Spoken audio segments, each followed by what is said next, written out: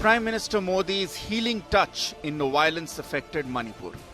First in Churachandpur and then in Imphal, the Prime Minister met the people displaced due to the ethnic violence that had ravaged the state for the past 2 years.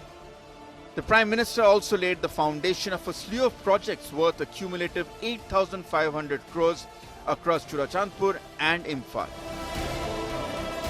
The message was clear. The path of peace is a must for progress. And that is exactly what the Prime Minister urged all groups in the state to follow.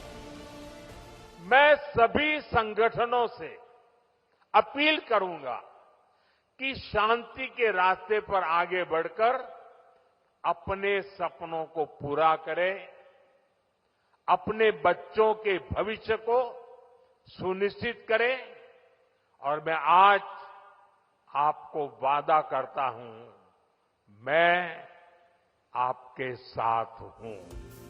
While also promising the people of Manipur that the central government will make sure that the northeastern state was on the path of vikas.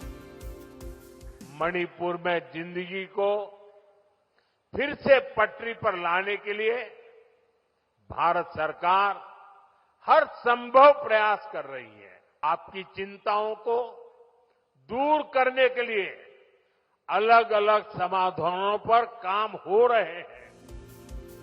In the state capital, Modi reiterated that his government's top priority were the victims of the violence and all efforts were underway to rehabilitate them, including a 3,000 crore special package.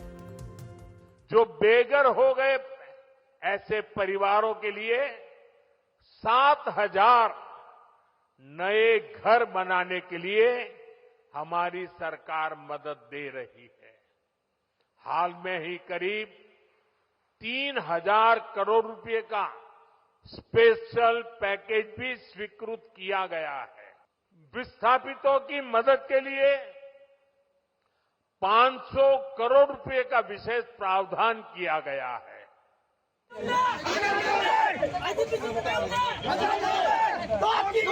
However, the Prime Minister's Imphal visit was marred by protests by the Congress, which continues to call his belated visit an eye walk. I'm glad that he has decided after 2 years that it's worth him visiting. He should have visited much long before.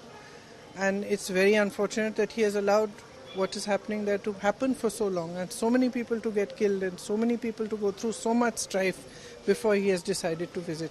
That's not been the tradition of prime ministers in India. Right through, no matter which party they were, wherever there was pain, wherever there was suffering, they would go. What happened is that they didn't announce, it was only officially so much secrecy. Then ultimately, as it gets unfolded, it turns out that he's addressing a public meeting and inaugurating certain projects and so on, completely sidelining what we have been going through for the last 2 years. So his visit is less to do with the crisis that we have gone through. So it was so casual, so I got offended by that. But the BJP vows that this will not stop the wave of change in the northeastern state. Congress always unnecessarily bucking wherever they want. But people doesn't listen. Don't care of Congress. The question remains, has Manipur finally emerged out of its dark shadows for good? Or is this hope and optimism just a false dawn?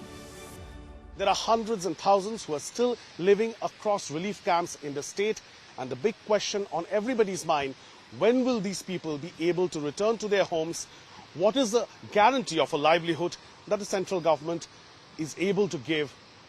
All these questions still remain unanswered.